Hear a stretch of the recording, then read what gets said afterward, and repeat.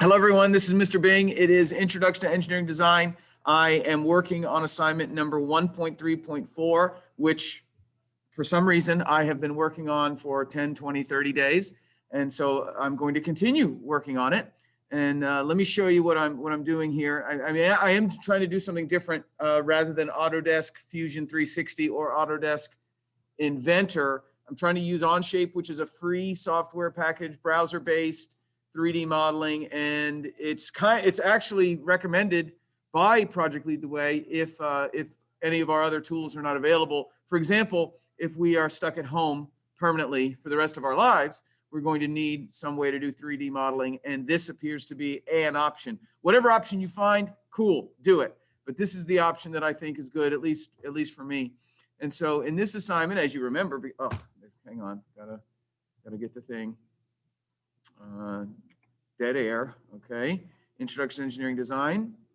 This is actually okay because I can show you where things are. 1.3.4.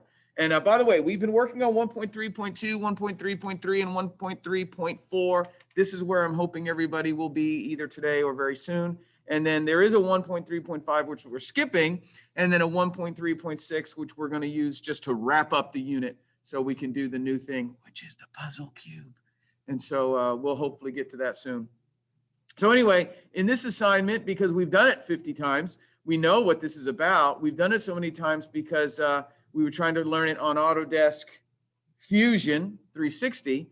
And so now I want to do it on OnShape. And if you look at this point in the project, you started out making that and doing some constraints. And to be honest with you, I really don't understand how the constraints work in OnShape, except whatever I did, it worked. And whatever I did, it made it look the way that it was supposed to look and made all the features. And so anyway, at this point in the project, I've got a 6x4, 6 wide, 4 tall rectangle with these 3 geometric shapes placed in very specific locations based on these construction lines here, this construction line here, this construction line here. You notice that they are constrained to that construction line. And they also are specified a certain dimension, which was a super challenge yesterday, but I did it, so that was good. And it looks like this one's also constrained, that corner. I don't know how well you can see this on the big screen. They're watching the big screen and I'm looking at the little screen. And then you, if you're watching the YouTube video, I don't know, you might be looking at it on a mobile device. And so that's constrained there, that top peak of the Pentagon. It looks like the center of the sides are constrained here. And then this one, it's constrained, the tip of the triangle is constrained right in the corner there. And then of course the centers of all 3 of these are on the construction lines. So this is what I'm talking about. I know you're like, oh, there's no construction line there, but I just deleted it before because I didn't know what else to do with it. Let me put it back just to satisfy you. If you need that, there you go. See, that might not be right. I might have to fix something like that. Okay, and I don't like. Okay. Well, that's not a construction line. How do I make it a construction line? I don't know what to do. Edit? No. Edit? Maybe. Construction line. Oh, there it is. Now it's a construction line, which is good. Meaning it's not an object line. It doesn't really exist in the part. And so now that I'm looking at this, it's like, oh, great. I just told them that the center of that triangle was constrained to that construction line.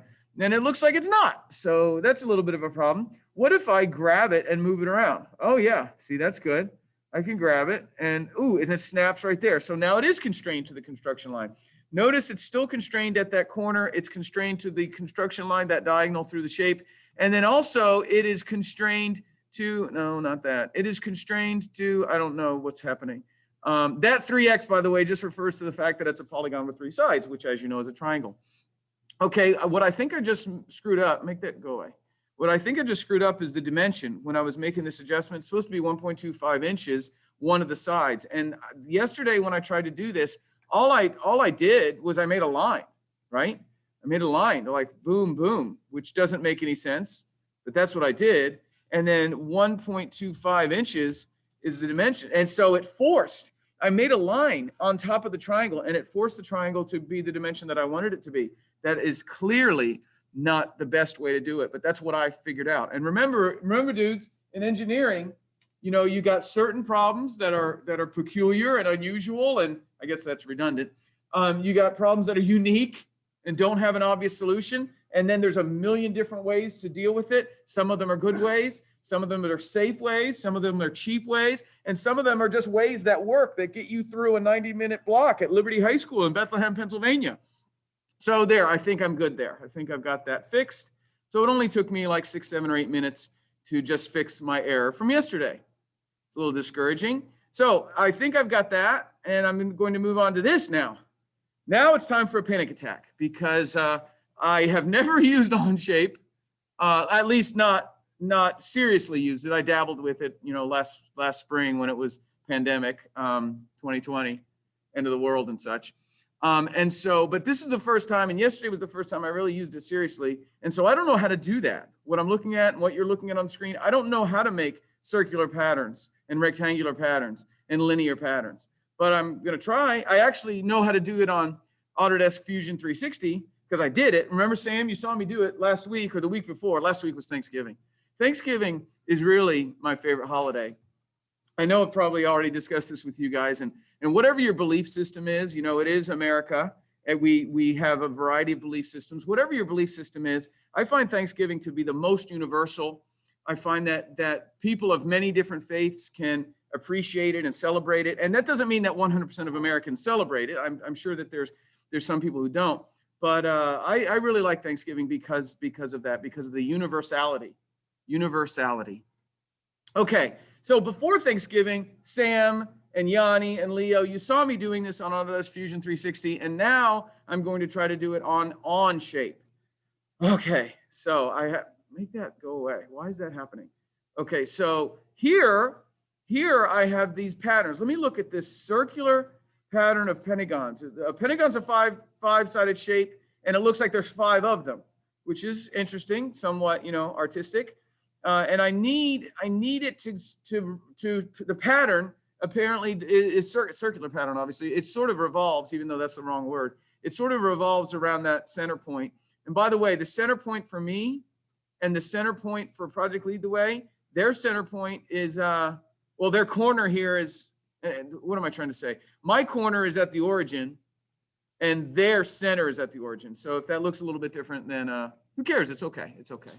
And this is all right. I need to make a circular pattern of that thing. How is that going to happen?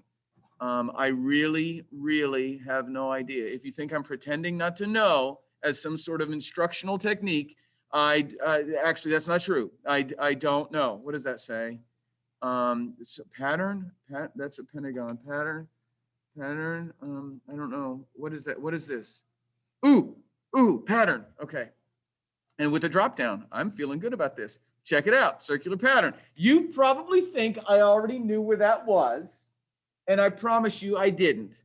So now circular pattern, what do? I'm going to select that, and I'm just selecting things just to see what happens. And I'm doing, okay, that didn't do anything. What does that do? Nothing's happening. Okay, let's escape a couple of times. Let's do some undoing, just in case whatever I did. Okay, just in case whatever I did. Ooh, that's weird. I don't know what that is. Was that there before? The 5x means there's a 5-sided shape. This was what was that? Where did that 3x come from? Was it there before? Okay, go back to this circular pattern. Look, the little GUI, the little logo looks just like what I'm trying to do. Okay, let's see. Create multiple instances of a sketch entities uniformly around an axis. Okay, select a tool. Okay, I can do that. Boom, I selected it. Okay, hang on. So I need the instructions back. Oh, there we go. Select a tool. Select the entities to pattern. Specify the number of instances. Drag the manipulator to determine the size of arc for an open pattern. Drag center point of the pattern to determine the diameter of pattern. Okay, I don't have any idea what any of that means except select the tool. I know what that means. Select the tool. And then select the entities. Okay. Select the tool. Okay. Am I going to select that? What? Why doesn't it select the entire pentagon all in one click? Okay. Now what? 3 times? What is that? What does that mean? I don't know what's happening there. Okay, ignore that. I want this to be, is that how you do center? I don't know what's happening. Okay, I'm clicking on things. All right, this is as much of a disaster as you expected. Okay, what do I do here? Circular pattern. Select the entities to pattern. Specify the number of instances. Okay, I'm going to undo that. Undo that. I'm going to undo a lot of things. I'm going to redo that. Okay, starting over. Circular pattern. I want to make a circular pattern of this. And then it says the number of instances. I'm going to put 5. Nothing happened. Okay, I'm going to click there. And I'm going to push 5. Oh, okay, 5. That's good. Now what? Okay, circular pattern.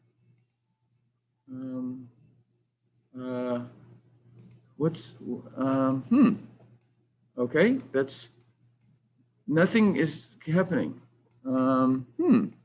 Well, another of my many public humiliations. Let's undo some of that again. Ooh, whoa, something was out there. Okay, look, it was there. Okay, it did make a circular pattern, but it is the center of it was not the center I wanted. Let me see here. Okay, it was not the center of it. I wanted the center of my rectangle. Oh, look at that. I have a 5-way circular pattern. However, it's not centered where I want it to be centered. How do I move? Whoa, hello. What's happening? Okay, it's not snapping to the center though. It's sort of going where I want it. Can I move that? I can move it. Snap! It worked. Oh my God. I don't know why, I don't know what's happening, but it looked like it looks like it worked. Okay, so yeah, there's a construction, circle there. I don't know if I need that, but holy moly, I'm gonna put a circle there just to be fancy. See, and it's a construction. Look, oh my gosh, I am the smartest person who's ever lived. I hope you're impressed, everyone. I'm gonna pause the video or stop the video there. I'm calling this part 3 of my ongoing series. And I'll do part 4 in a little bit. Okay, I'm going to say bye. Let me make my face bigger. Bye. Here we go. See, my face is bigger. And I lost. Where's the other thing? How do I stop the recording? Okay, there it is. Stop the recording. All right, bye. Hang on. Get that out of the way. Okay, try it again. Stop recording. Bye, everyone. Bye, everyone.